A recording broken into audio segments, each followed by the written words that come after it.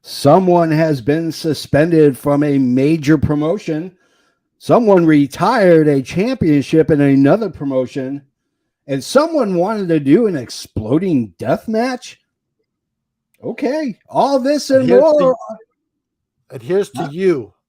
Yeah. Here's to you, Kevin Conroy. God bless you. Here's to you, Kevin Conroy. May you rest in peace.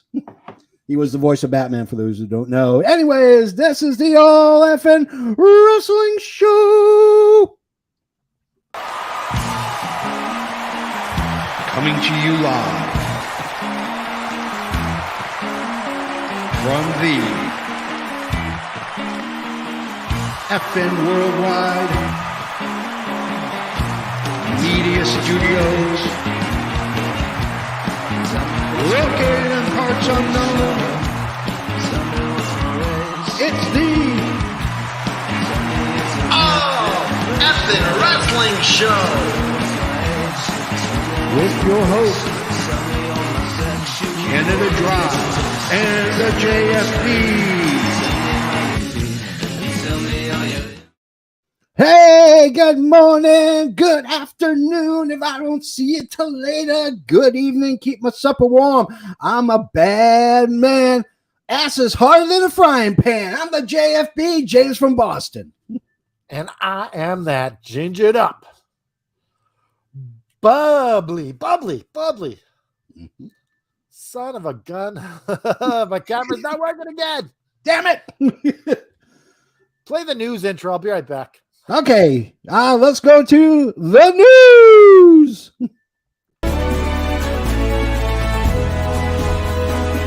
From the four corners of the globe, from our studios to your home, this is FNN, the FN News Network, starring Canada Dry and the JFB. Shaka Khan, we are here live on the FN News Studios just after Election Day in the United States. As you can see, Ooh. I actually have coffee in there. You son of a got bitch. We are having some technical difficulties at the Worldwide Media Studios. We will be joined by Canada Dry soon, as he will talk about the weather and the sports on the nines. So let's wait 1 second. Let's go to a couple comments really quickly. George Penning, hey, what's up, George? The magician is here. I think the magician's doing some Mojo Jojo on Canada Dry's computer. Rich Southwood, what's up, guys? What's up, Rich? Man, you are in for a treat, my friend. You are in for a treat. Joseph Graham is in the house. George Penning said, I'm Batman. Rest in peace, Kevin Conroy. Best Batman ever. Absolutely, 100%. Rest in peace, Kevin Conroy. It is a tough loss. While we're waiting for Canada Dry to join us, I used to rush home every damn time during the early 90s to watch Batman the Animated Series. And it was a huge part of my growing up in the 90s. I'd rush home from either class or I rush home from work, and then I recorded it and I watch it, and it is just absolutely amazing. One of my favorite episodes is the one with Mr. Freeze. Absolutely touching episode where Mr. Freeze is doing what he does because he wants to save his wife. Liam, I did nothing. I don't believe you. I believe that you're working that Mojo Jojo all the way from the UK.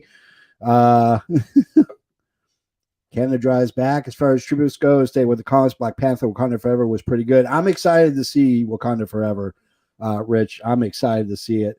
Canada Dry is back with us. I'm in low definition because this stupid camera is pissing me off. Oh my goodness.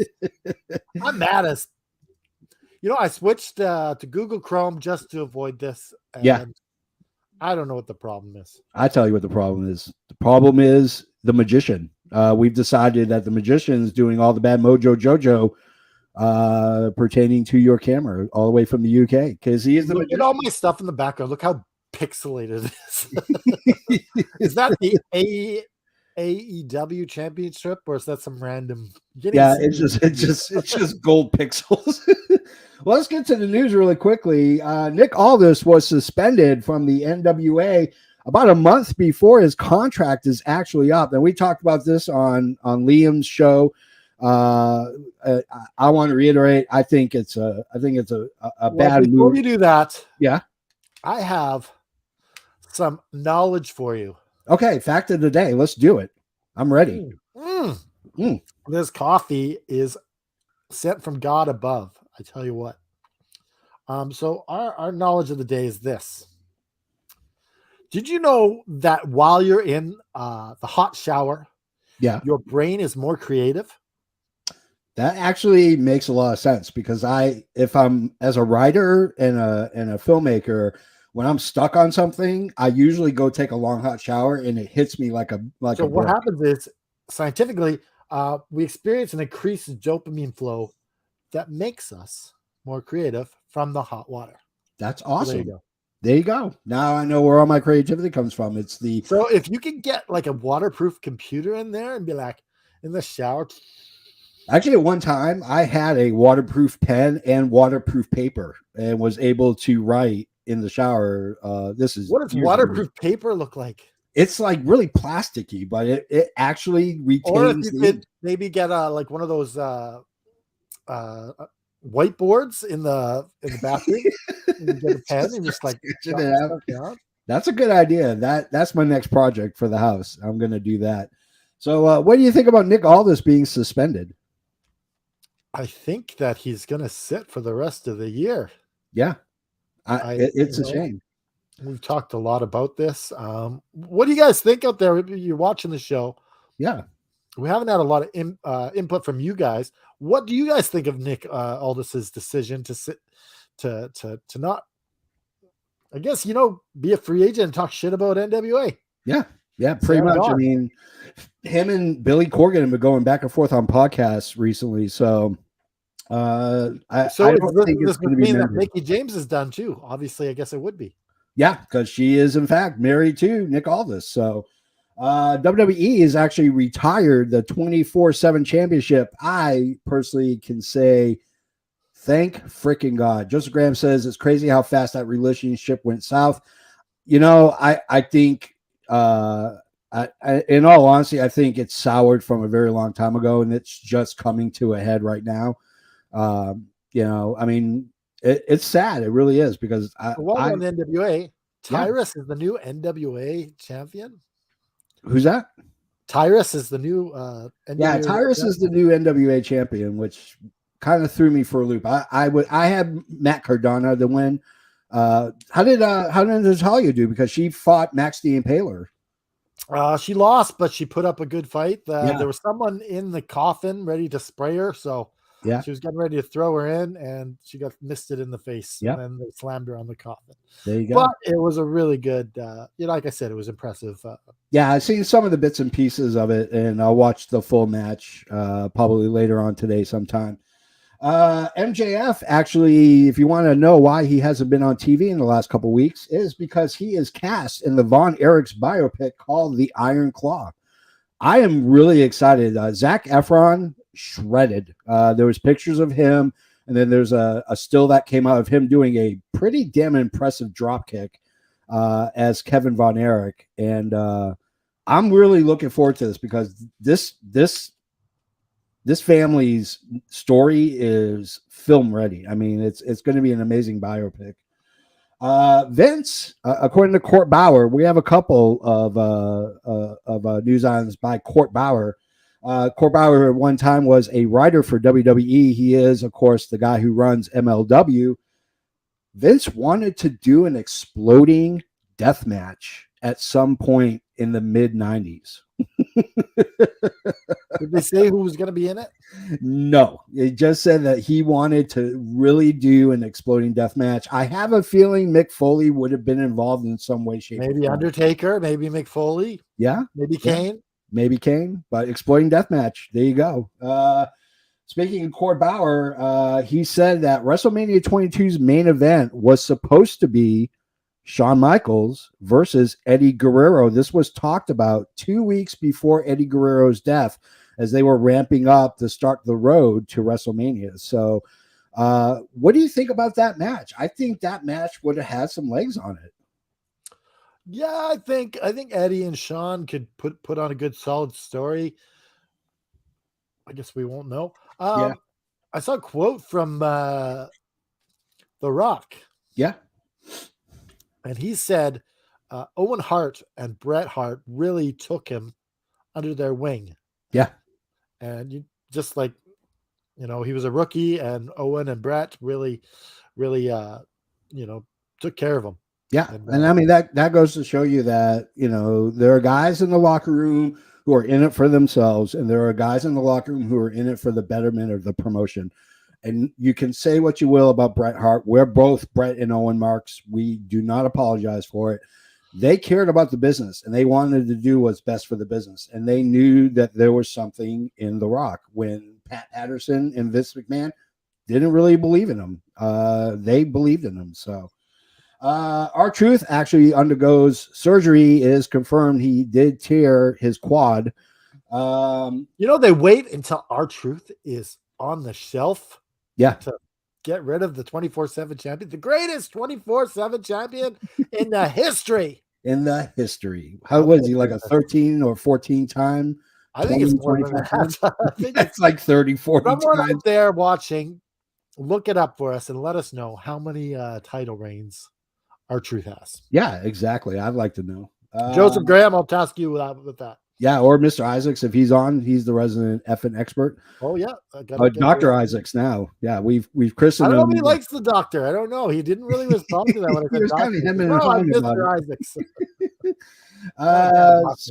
Speaking of returns, Lince Dorado and Gran Metalik, formerly of the Lucha Party, are going to reunite at New Japan Pro Wrestling's Detonation program. So I'm excited to see those two guys get back together. Maybe he does like it. I have a PhD now in wrestling. He is. So Mr. Isaacs is now Dr. Isaacs, the effing expert. The effing expert, Dr. Isaacs. Yeah, the effing expert, Dr. Isaacs.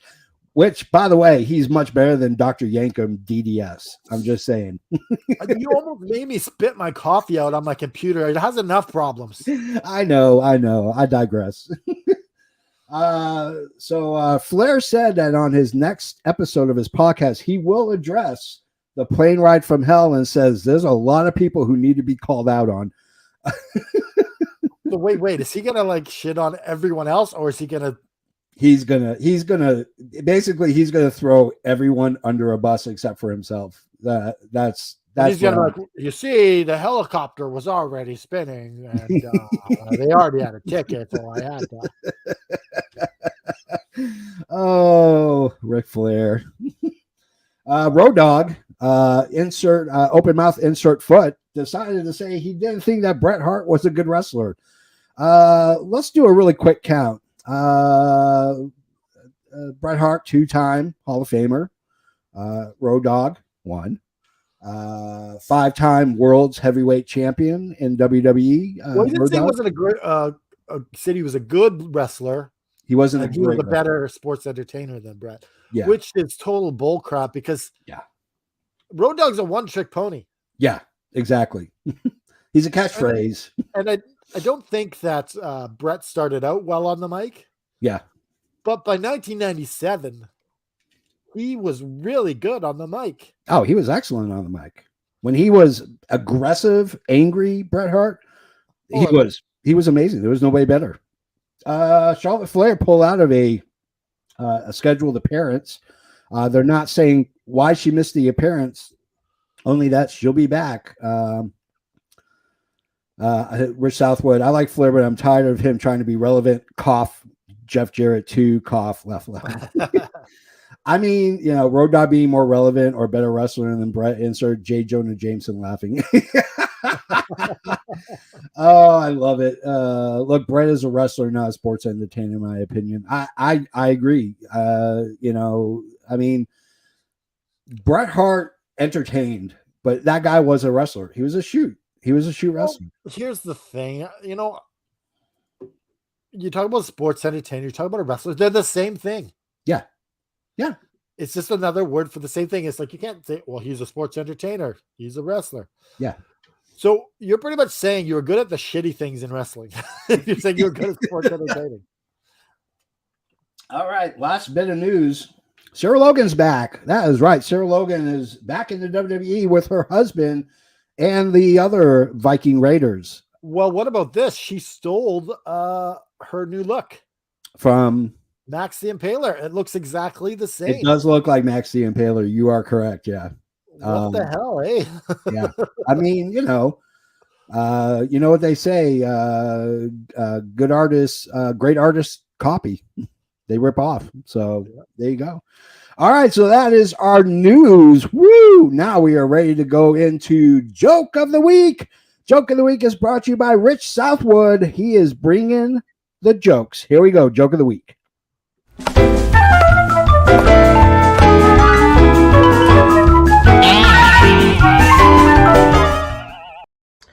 A man and a woman are sitting inside of a restaurant, husband and wife, when the wife looks over and says, "Look at that drunk." And the man goes, "Yeah, he looks pretty bad." And the wife goes, "I actually know him. 10 years ago, he proposed to me, and I rejected him. It's sad to see where he's gone."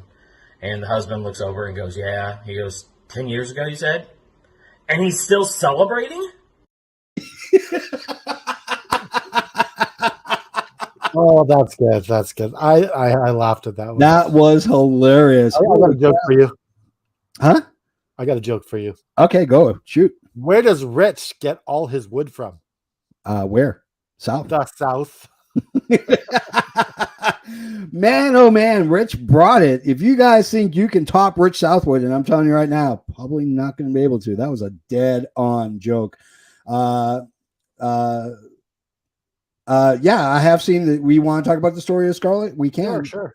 She was at a live show, and someone threw a drink at her, and they grabbed the people who threw the drinks and escorted them out. And it was an old lady. And to me, here's the thing: just because you buy a ticket does not entitle you to think that you can just act like a complete and utter ass. Like you can't throw stuff at wrestlers. You know you're going to get kicked out. This is in the 80s and the 70s. Yeah. You can't bring a gun and try to shoot Bobby Heenan because he's a bad guy. It just doesn't work that way. Like you can seriously hurt someone with, that last show was 45 minutes from my front door. Rich, man, you should have gone because you could have witnessed some fans getting their ass handed to them by security. So you could have been one of those fans, bitch. Yeah, you could have tackled that old lady. You could have taken her. You could have been one of the guys throwing the drinks. Oh yeah, you could throw the real heel work. All right, so now we got our meats. We got our potatoes out of the way. Let's get to the meat. Carrots. Do we have any carrots back there? We do have carrots. Yeah, meats. We got potatoes, carrots, and celery. And now we got yam bags. Yam bags. Yam bags. All right, let's get to the main event. The main event of the evening.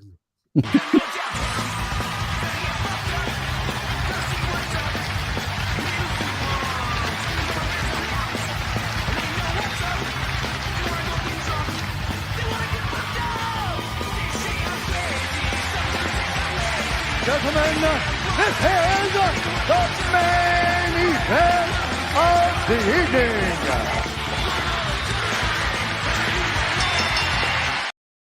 Oh man, are you guys? I don't care what anyone says. Yeah, we probably got the best music in all of YouTube for any podcast. Yeah, screw everybody else. I've heard that intro by what they call ladder match, and then what are these guys called? El Escapado.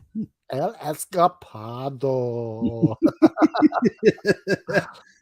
So we bantered back and forth what we thought we were going to do this week. We wanted to do something a little different, and we didn't want to do a traditional top 10 list, but we wanted to do something fun. So what we did was, we're not ranking. What we are going to do is we are presenting WrestleMania main events through the eras. I even went back to the 80s and put my camera Yeah. at what it would have been at. Yeah, it looks exactly. Yeah, we're talking 480p resolution here, my friend.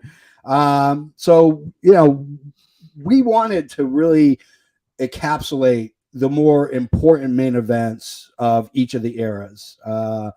And, it's, you'll see. We did it very good justice. I'm sure there's going to be some disagreements. I want you to list them in the comments if you can, please. But here it is, the WrestleMania main events through the eras. You know what I really like about this? You can't really tell how bad my camera is. Yeah.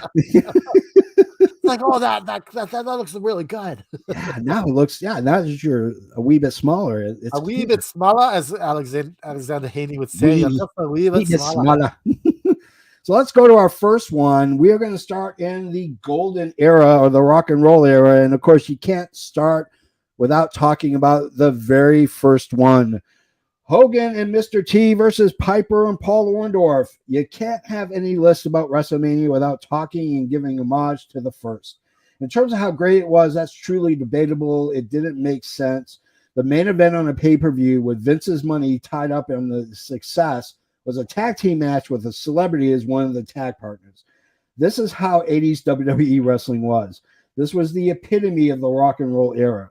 Now, while it focused on the Hulkster and Mr. T, when I rewatched it, it was very much the coronation of Roddy Piper as one of, if not the greatest heel then, now, and forever. He oozed charisma from entrance to finish. This match success hinged on the perfect villain in Piper. No Piper, we might have not had a WWE. Canada Dry, your thoughts on WrestleMania 1's main event? The thing is that Piper said back then he wouldn't take a pin. Yeah. From Hogan. Yeah. So you wonder if this main event is a result of Piper refusing to get pinned by Hogan. Exactly. Yeah. I completely agree. Like, he understood later on that but he just, Yeah. I mean, if there's a lot of podcasts and there's a lot of websites and they talk about WrestleMania and the importance of the first one, what the realization is that Vince McMahon took out loans from banks. He put his own money into this to make sure that this would be a success. And it's easy to have Hogan. Hogan was the biggest name in wrestling at that time. And to get Mr. T, who was one of the biggest names in television at that time, but you needed someone to foil. And the one person he turned to. Who took the pin on this? I think it was Piper. I think Piper did take the pin. But it's okay because it's tag. So yeah, it's a tag. Yeah. And he brought Roddy Piper in from wherever he was wrestling at the time. I think he was in the NWA, and brought him in and made him the focal heel for that promotion. Someone to foil. I don't even remember Snuka ringside. Well, it was a schmoz finish. Cowboy Bob Orton, who's behind the Piper and Orndorff, came in, was trying to hit Piper. Snuka came in for the save. Piper took the pin. Hogan posed, and did Cowboy Bob Orton have a cast at this point or no? He had a cast on his arm. I think I remember that. Yeah.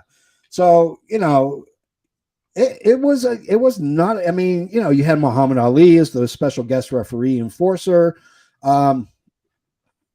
Liberace was there. Yeah, I mean, Billy Martin was a timekeeper. I mean, you can't have and talk about WrestleMania without talking about this first one. And it was such a huge turnout that obviously it was a success because we're getting ready to hit 40 within the next year or so. WrestleMania 40. God, man, we were old.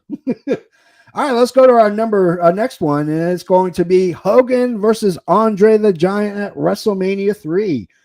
The greatest wrestling show has to have an equally amazing match to make you have to watch it. While this wasn't the epic match of the night, that would be Savage versus Steamboat, the main event had to be massive, and Vince delivered it in spades. You had to have the world champ, but his opponent had to be more than just the heel of the month. No. You have to feed a monster, and at that time there wasn't a bigger monster than Andre the Giant. Every moment leading up to this main event, you were worried that Hogan couldn't beat Andre. In the months leading up to the show, Hogan took his lumps and defied the odds by slamming the Giant. Canada Dry, your thoughts on WrestleMania 3's main event? Wow, this brings me back. Remember Piper's Pit? Yeah. Piper now a babyface. Andre the Giant rips the cross off of Hulk Hogan. Yeah. Hulk Hogan put something in his eye to make him cry a little bit. Yeah. A little experiment. You just kind of hear echoing in your head, Roddy Piper, you're bleeding. You're bleeding. Yeah. Wow. What a moment that was. Yeah. Like, I mean, it was just the match, but that alone was, was epic. I mean, the match itself, when you really look at it, and I rewatched it recently and realized that it wasn't that great of a match. Andre's on the story building up to the it. story was amazing. Yeah, the story was beautiful, but the match itself was a mess. Like, you talk about buildups, like we got Britt Baker and Saraya. Yeah. And I think the buildup to that will be better than the match. I completely agree. And that's the thing. I mean, Andre was on the back end of his career. I mean, he did not last that much longer after this. And they faced each other. I remember they had the tape and all the magazines. Yeah. And but they faced each other. They played it like they'd never met before ever. But they faced each other in a stadium. Was it for NWA? AWA. For AWA. Yeah. They brought in Andre, and it was a massive event. Yeah. Absolutely, yeah. And Hogan was the heel, and Andre was the face. Yeah. I mean, the stories about Andre will always be there. The infamous story where Brett and Owen were taking Andre to the airport, and they got pulled over. Owen. It was his other brother. Driving. Oh, it was Bruce. Was it Bruce Hart, or was it?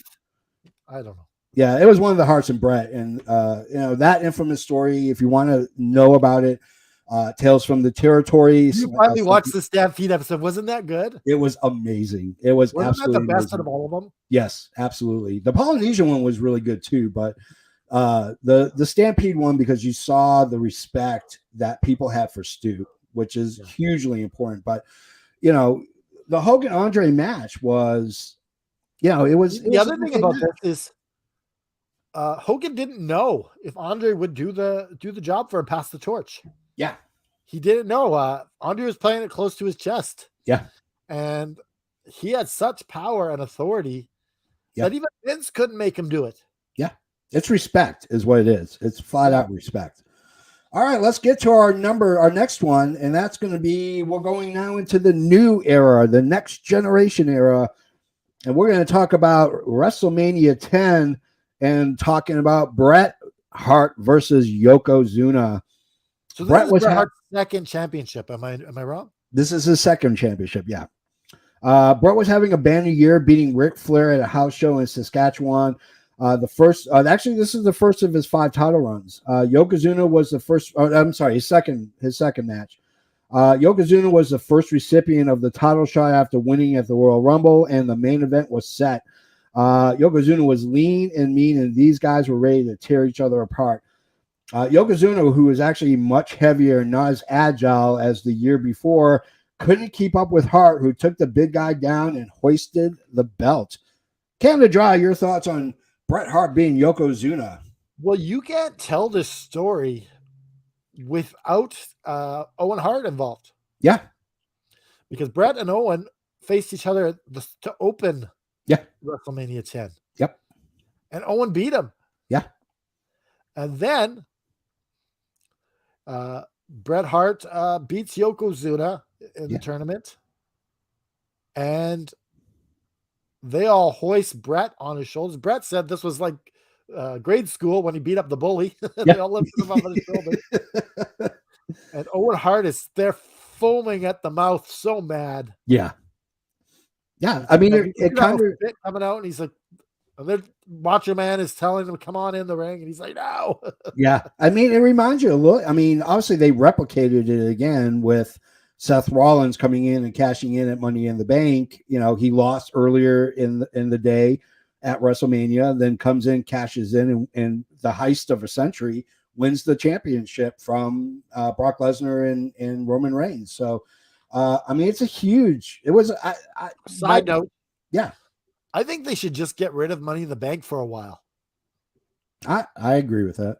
Just let it rest and bring it back and refreshen it. Yeah.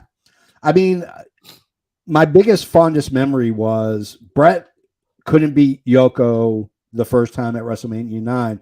So you had this in the back of your head. He's like, oh man, I don't think he's going to do it again. When he did, and he got hoisted and carried around the ring, man, that made me feel so proud and so excited to be a Bret Hart fan. I mean, like I want him to win, but I don't know if he could have been Yokozuna. And then when he got hoisted up on the shoulders of everybody and carried around, and what's so funny was it was a co-main event. The other part of the main event was Yokozuna versus Lex Luger, and Luger got disqualified. And I'm glad they decided. This was the end of the Lex Express. Like he was supposed to be the next Hulk Hogan. Yeah, exactly. But he couldn't do it, so they had to give the belt to Brett because he's got no personality. That's the key. You have to have a personality. Yeah. And Lex Luger is about as two-dimensional as a cardboard cutout of Lex Luger. So, all right, let's get to our next one. We're going to go. I've heard Triple H is going to bring Money in the Bank back to Mania like it used to be before it became a pay-per-view. I have no problem with that. I know they're talking about bringing King of the Ring back in the old 90s format. So, I wouldn't mind that, but I think everyone's just sick of this, like the way that they did the Money in the Bank with Austin Theory. Oh, it was stupid. It's just like leaves a bad taste in your mouth, and you're like, every single year you got to find a new home for the championship, and you're just like, just let it rest for a bit. Yeah, let it sit in the grave and then reanimate it later on during the year, or in a couple of years. Yeah. So our next one is going to be WrestleMania 12, and we have Bret the Hitman Hart versus Shawn Michaels. Rivalries always make the best matches, and even more so make amazing main events. And there was nothing hotter than the rivalry between Shawn Michaels and Bret Hart. 95 wasn't a great year for either Bret or Shawn. Shawn dropped the Intercontinental title, got into a bar fight with a bunch of Marines, and Bret was losing more than winning. As 96 rolled in, Shawn wins the Rumble to get a shot at Bret. When we get is several months of hype until WrestleMania 12 in the infamous 60-minute Iron Man match to headline WrestleMania 12. What should have been a match with a lot of lulls and a lot of pee breaks, it defied the odds and became the blueprint for every single Iron Man match in the future. Canada Dry wax poetic about Shawn Michaels and Bret Hart. This hasn't been done before. No. Like a 60 minutes? Yeah. It's always been 30. Always been a 30-minute Iron Man match. But a 60-minute Iron Man match. I remember they were doing they were showing Shawn Michaels training, and then they show Bret in Canada on this icy path running. It's like he's gonna fall and hurt himself. Yeah, he's just running. Yeah, in the pool. But this match was incredible. Yeah, absolutely. And just the endurance of both these guys. Yeah, to be able to do this for 60 minutes. Yeah, at a high level. Yeah. Take that, Road Dogg. Yeah, exactly. And here's the thing. It wasn't like there was a quick pin and a quick submission, and there was one about 15, 20 minutes later. This went back and forth. There was no pinning involved. Yeah, there was no pins at all. Yeah, and it was so intense. It was the first time that I sat still for 60 minutes. So it ended with Bret having Shawn in the sharpshooter. Yeah. Time ran out. Yep. And it ended in controversial fashion, and then Shawn Michaels hit him with Sweet Chin Music and pinned him. Yep, exactly. Yep. And it was, that's the thing, like with Gorilla Monsoon coming out and saying, whoa, there's no such thing as ties in wrestling, and we're going to extra time. It's overtime. So it was more than 60 minutes. It was like 65 minutes total. I think it ended really quickly though after they got back in. Yeah, it did. Yeah. So maybe it was like 61, 62 minutes. But still, these guys had to train to wrestle for 60 minutes. That's pretty damn impressive. So let's go to our next one. We're going to enter a new era we're going to go into the Attitude Era. The Attitude Era. And while we've talked not very glowingly about the Attitude Era On last week's show, which was 10 worst moments of the Attitude Era, there were some decent main events, and this is one of them. WrestleMania 14, we're talking Shawn Michaels versus Stone Cold Steve Austin. If there is any WrestleMania more important to the survival of WWE as a company for the past, the first was this main event. During a time when WCW was destroying WWE in ratings, Vince had to do drastic measures and come up with this match as the main event. First, Vince landed Mike Tyson as the guest referee and enforcer, then got two of the biggest stars to fight for the title. Many thought this was Shawn's last match, so the focus was on that, and then the arrival of Stone Cold Steve Austin as a legitimate star. This WrestleMania also kickstarted and put WWE in the black, as it was ushered in the Attitude Era. Truly, Canada Dry, your thoughts on WrestleMania 14? Shawn Michaels, Stone Cold. Are you doing your best Excalibur impression here? You're talking really fast. I am. Yes, I'm doing it. I will slow down. On TBS. Oh wow, this match comes at a time right after the Montreal Screwjob. Yeah, and I don't think Shawn Michaels even held the belt for very long. No, but not very long at all. It was ready to give it to the next big star, which was Stone Cold Steve Austin. Yeah. And I just remember how big they made Mike Tyson in this. So this is just that blueprint of a star coming in. Yeah. And elevating something that's already good. Yep, absolutely. It was a get to get Mike Tyson, because Mike Tyson was freshly out of jail. He just served his time. He was coming out of prison.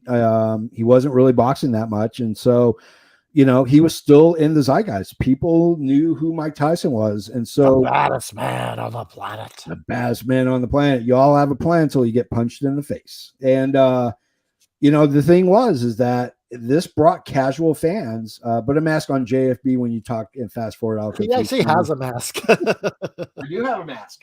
It's over there. I'll get it later. It's in our promo stuff. You have. Yeah, it's in the promo stuff. Yeah.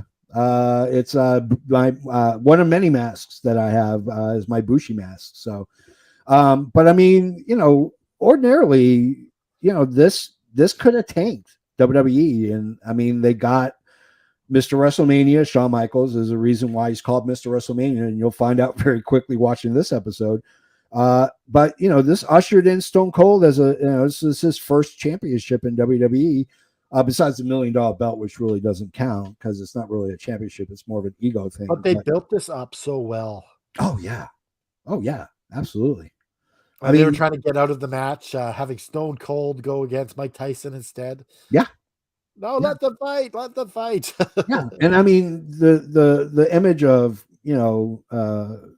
Mike Tyson holding up, Stone Cold's arm in victory was awesome, because you thought that Tyson would side with DX, and that was not the case at all.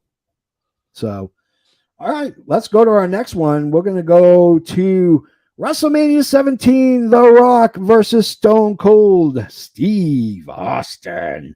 While WWE was off and running, it was time for the two biggest stars in the promotion to square off, and none were larger than life than The Rock and Austin. With Austin siding with his on-screen nemesis, Vince, it was up to The Rock to step up and defeat Vince's newest toy. This made the match a must-see, and the magnitude of this match, what fans received was an amazing back-and-forth match. Now, while it made The Rock world famous, this was a shadow of Stone Cold Steve Austin, as the months after he would become in buffoonish and horrible storylines. But this was an amazing main event. So let's talk about WrestleMania 17, The Rock versus Stone Cold Steve Austin. Was this their first meeting at WrestleMania? Because I know they had another one. Yeah, that was WrestleMania 19. This is the first one. And Rock is just really coming into his own at this point. Yeah. And he's he's almost elevated above Stone Cold at this point. Yeah, absolutely. And left in the dust are Triple H and Shawn Michaels. Bye-bye. We don't need you no more. Bye-bye. But yeah, this was where fans were shocked at him siding with Vince McMahon. Yeah. And wow. Yeah. It was epic. And this really, really cemented Rock as that main guy. Yeah. I mean, what ruined it for me totally was you had Stone Cold, who was a babyface that did heelish things. So when they made him full heel, it was horrible. I mean, there was horrible storyline after horrible storyline after this main event. And it didn't really last too long, did it? It lasted for about 5 months, 4 or 5 months. It was like it was dead in the water. Yeah. Then he joined the Alliance and, became the babyface that did heel stuff. So, but yeah, I mean, you can talk about WrestleMania 19, but that first one was way better. The first match between these two, despite the fact that, they shared a beer together in the middle of the ring, which was disgusting. George Penny says, the story goes, these two were perfect for the heel and face switch. So Stone Cold Steve Austin went full bad guy, then Rock, who everyone was starting to love, into a mega babyface. You hit the nail right on the head. You had to turn, you had to turn Rock babyface, and that was the best way to do it. But turning Stone Cold heel was a horrible decision. Horrible decision. So let's go to our next one, and we're going to enter into a new era, if you will, the ruthless aggression. And we're going to start off with WrestleMania 19, Brock Lesnar versus Kurt Angle. Holy Christopher Columbus. As the Attitude Era began to wane, a new set of stars would be tasked with carrying the company. And the two tasked with that were two legit athletes. Brock was a two-time NCAA wrestling champion. Angle was a gold medal, Olympic gold medalist. What happened was a 100% pure wrestling matchup in WWE history. These two men proceeded to give an amazing main event, which was hard to live up to, seeing as it followed another Rock and Austin banger. The sad part is, well, Canada Dry, your thoughts on Is this the one where he wrestled and won the title with the broken freaking neck? Yep. The shooting star press that he landed on his head. Look how young Brock Lesnar is in this picture. I know. He's like a young pup, but I mean, it was a great match, but all it will always be remembered for was the botched move from Brock Lesnar, the shooting star press, where he landed on top of his head. But I mean, that should show you how well conditioned Brock was, because he got right back up and kept fighting, and it was a great match. George Penning says, Brock, don't do flips, just beat the crap out of people. I mean, here's the thing. If Kurt Angle was a little bit closer to halfway point, Lesnar would have nailed that 5-star. I want to say that, like, people, this is the only thing that where someone messes up, you hear like a noise from the crowd. Nowadays, I don't know if it was back then. But like, Sammy slipped a bit on Dynamite last week. And the people, you could hear them. It's like, come on. I mean, you're going to have botches. We don't go to your job and knock the boot out of your hand. Hey, you didn't do that. You got those numbers wrong on that order you did. Yeah. You don't see us booing you and then tweeting about it like 2 minutes later. Like, my God, Johnson screwed up the audit. Damn it. All right, let's get to our next one. WrestleMania 20. We have Triple H, Shawn Michaels, and Chris Benoit. Regardless of your feelings towards Chris Benoit, be it good or bad, many consider this one of the, if not the greatest of all-time WrestleMania main events. Triple H came in as the champ with Shawn Michaels like an afterthought, and Benoit came in as the ultimate underdog. Ignoring what Benoit did from a pure wrestling standpoint, you have to put this as one of the greatest main events. Benoit overcame guys to put on an amazing match, and his celebration with Eddie in the middle of the ring cemented how awesome of a wrestler Benoit truly was. Canada Dry, your thoughts on WrestleMania 20's main event? Oh, it was the pinnacle of Chris Benoit, and it's a shame that we can't just remember him as a great wrestler. Yeah. This guy kind of forever mired, right? It's you just can't say he was a great wrestler because there's all sorts of other stuff he's known for now. Yeah. I mean, it was, this should have not happened. Because you're looking at Triple H, who was the champ. You're looking at Shawn Michaels, who's Mr. WrestleMania.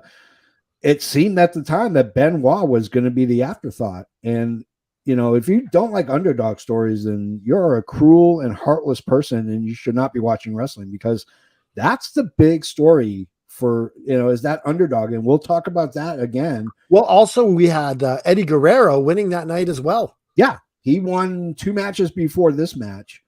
He won the title. Yeah, they both won the title on the same night. Yeah, and to see the two of them, these two lifelong friends, celebrating what very well is the greatest moments of their lives, it brought a tear. I brought a tear to my eye when I watched Eddie 17 years ago today. Yeah. It's a shame. Rest in peace, Eddie Guerrero. He changed wrestling for the better, and it's a shame that we don't have him. But I got feelings for this when I first watched this on pay-per-view, and I got feelings for it watching it recently. George Penning says what sold this for me and for memorable moments was Eddie and Benoit both winning, and that picture they had at the end together. It was beautiful. It really was. Confetti's raining. Eddie's crying. Benoit's crying. It's emotional. These two very close, lifelong friends connecting and embracing each other and talking about, this was their acme. This is the pinnacle of their careers. So, all right, let's get into our next one. We're going to go into the new era, the modern era, the PG era. Yes, the best of all the eras. The best of all the eras. And we're going to start with WrestleMania 26, Shawn Michaels versus The Undertaker. If it seems like we are Shawn Michaels marks, vast assured that we will always be loyal to the Hart family. But there is a reason why they call him Mr. WrestleMania. From ladder matches to Iron Man matches, he's intricate to the history of WrestleMania. This main event was the streak versus career match. Taker's WrestleMania streak was up against Shawn Michaels' career, and little was left in the ring. Every second of this match, you believed that the streak was in jeopardy, and for good reason. Every time Taker hit the tombstone, Shawn kicked out. However, in the end, Shawn lost and has since stayed retired, and Taker's streak continued. Canada Dry, wax poetic about Mr. WrestleMania and the Undertaker streak. Well, you got to go back one WrestleMania before this. Yeah. Because they had a hell of a performance in that one too. Absolutely. WrestleMania 25 was a Hell in a Cell match too. Yeah, because this is back when WWE could still tell stories. Yeah. And this was a good one because you had a year-long story. Shawn Michaels was obsessed. Yeah. Even in his Slammy Awards, or was it Hall of Fame? I think it was the Hall of Fame. It was Hall of Fame, if I'm not mistaken. Yeah, it was the Slammies. It was the Slammies. He said he could beat. I could beat you, Undertaker. Yeah. So, unfortunately, he did not. But I mean, when you do a career retirement match, how many guys actually stay retired? Shawn Michaels lived up to the. He almost did. Yeah, he almost did. Yeah. He took the money and wrestled with Triple H against. Oh, at Crown Jewel. Yeah, that was atrocious. What did Joseph Graham say? So, question, guys. Which was better, this match or 25? I think 26 was better. 25 wasn't bad, but it was good. They were confined in a Hell in the Cell, where this one was wide open. And I remember Shawn Michaels just taking bump after bump after bump and just kept coming back. And the reason why this is better is because of the buildup from last year. Yeah, exactly. Yeah. You had the story that you were telling, and now Shawn Michaels like, if I don't beat you, I don't deserve to be a wrestler no more. Yeah, exactly. And I mean, Shawn Michaels he was in great condition. You know, he was, again, on the backside of his career. We know about the injuries. We know about the career-ending injuries that he has.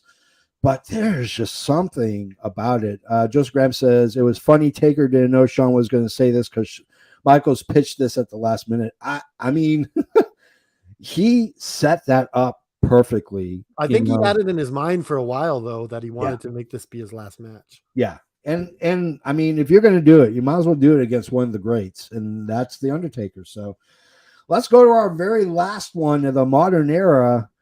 We're going to talk about WrestleMania 30 because let's just face it. Oh, this was such a great WrestleMania. If you could say you don't like underdog stories, then you are a big fat liar and we can't be friends. Daniel Bryan played the underdog perfectly in the months leading up to WrestleMania 30. Constant roadblocks and injuries were thrown his way, and Bryan found ways to clear them on the road to his coronation, if you will, at WrestleMania 30. Even getting to the show didn't guarantee a place in the main event. Early in the card, Bryan had to defeat Triple H to secure his place, and even then he had to deal with the rest of Evolution by wrestling Batista and Randy Orton in the main event. This was the match that secured Bryan as one of the greats in wrestling and the match that created the Yes movement. So this is when Batista came back. Yes. Yeah. And won the Rumble, and the fans were pissed. They were not happy. Because Daniel Bryan wasn't even in the Rumble. Yeah. He was fighting the Wyatts. Yeah. It is. So this match wasn't even supposed to happen. But Daniel Bryan was so over with the fans that he kind of forced Vince McMahon's hand. Yeah. And Vince McMahon's like, well, I see money here. Yeah. So, I mean, Vince McMahon is infamous for saying backstage, do you smell that? It smells like money. That's I mean, if Vince thinks it's good for business, Vince will do it. Questionable. But he had to be persuaded. It wasn't just an easy switch for him.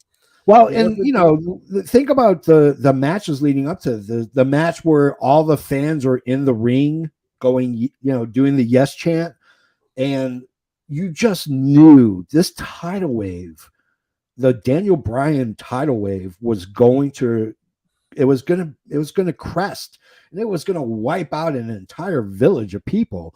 It was that huge of a wave, and that WrestleMania 30. Holy cow. Like, it's very rare that I get goosebumps and I get chills.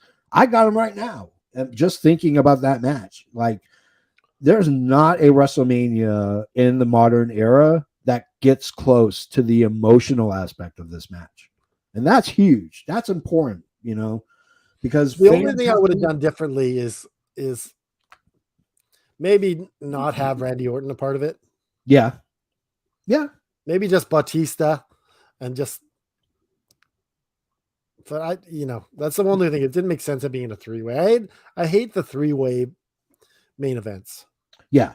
Oh, I totally agree. I mean, sometimes they can be good, but someone's an afterthought. You know, like, for example, you know, we have a four-way match at Full Gear with, you know, you have the champion, Chris Jericho, you have Claudio, you have Bryan Danielson, and then you have Sammy Guevara, who really seems like an afterthought. Do we need Sammy to be there for a four-way? No.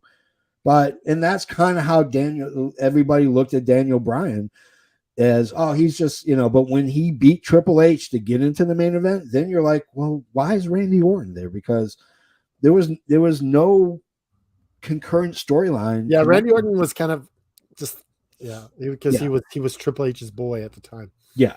Yeah. And, you know, I mean, just him standing there, hoisting the belts. Yes, yes. And the fans were going freaking bonkers. Like, they were rabid.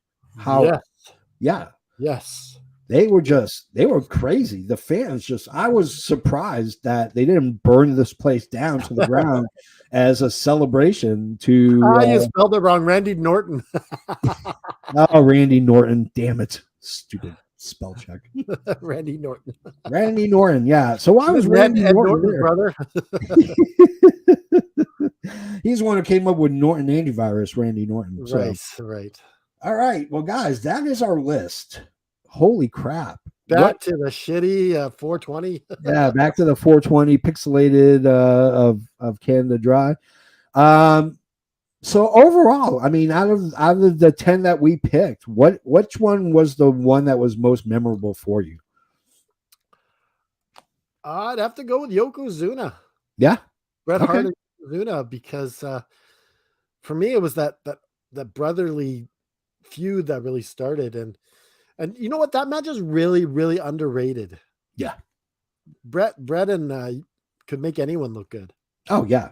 I mean, you know, he took a very injured Mr. Perfect and made him look like $1 million, you know, and so that just shows you the how much of a professional that Bret is. I'm going with Bret versus Shawn Michaels. I think, you know, that was good too. Yeah. Rivalry was there. You know, obviously it was not too long after that there was the Montreal Screwjob, but George says he's going to date himself because no one else will date him. But it's when I was, yep. I mean, George Penny says probably going to date myself. Put it back up. You don't have it memorized yet? Probably going to date myself here, but when I was born, and I'm going in with Daniel Bryan winning at WrestleMania 30 for me. You're dating yourself. I'm going to date myself. I watched WrestleMania 1, so I watched it at Jimmy Dormity's house. It was. You can't date yourself. You're married. I can't date myself. I'm married. You're right. So I'm going to reveal my age. I was riding dinosaurs when WrestleMania 1 was on there. Hulk Hogan came to the ring on a dinosaur. Yeah, I came to the ring on. Yeah, I went to the WrestleMania 1 on a dinosaur, on a Triceratops. Hey, Fred. All right, guys, that is our show. Holy Christopher Columbus. I hope you enjoyed it. You know, you can go to our website, effingwrestling.com, scroll all the way down. Keep scrolling. There's that list right there. Little icons, all our social media. You can get in touch with us on Facebook, on Twitter. You can do TikTok. We're going to be on Mastodon at some point. If it's a social media site that's not run by Donald Trump, by God, we're going to be on it. And with that, you can interact with us on AFW, the promotion, our Prediction League promotion. It is the greatest promotion in the world. You get to predict the erratic Tony Khan's booking style for AEW matches. We have a running joke that Tony Khan is high on cocaine.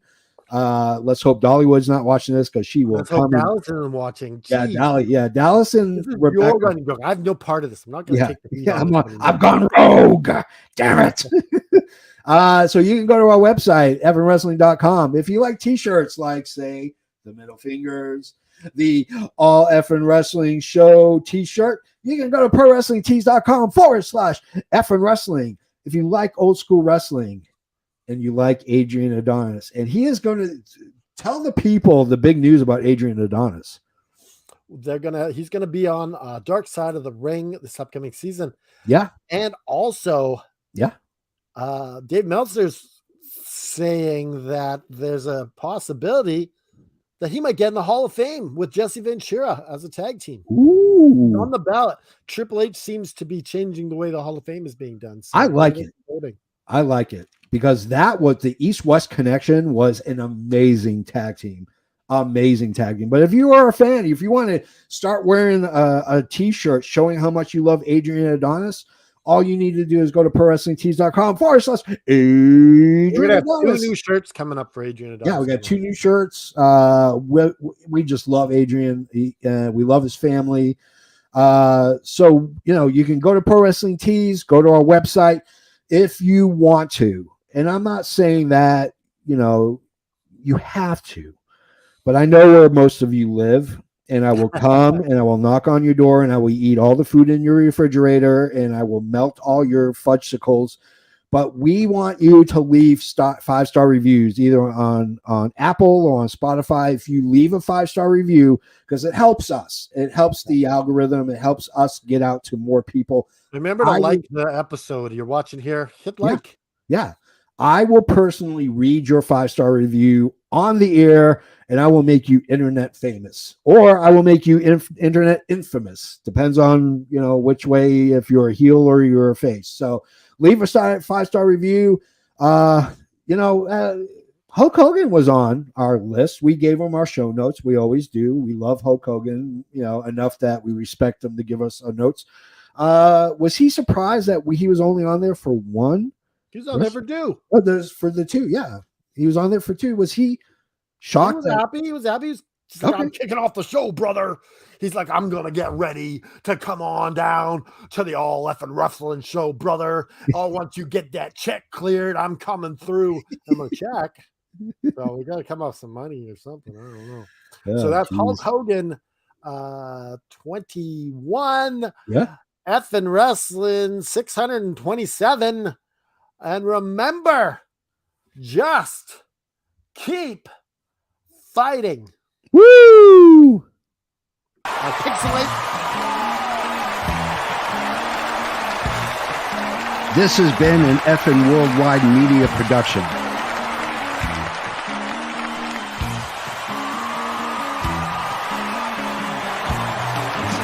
You can find us on all social media platforms like Facebook, Twitter, and others. Head over to our YouTube channel at youtube.com/effing wrestling. And while you're there, click like and subscribe. Want some swag? Head to our store at prowrestlingtees.com/effing wrestling. You can find all these links and much more at our awesome website, effingwrestling.com. As the JFB always says, you can book it.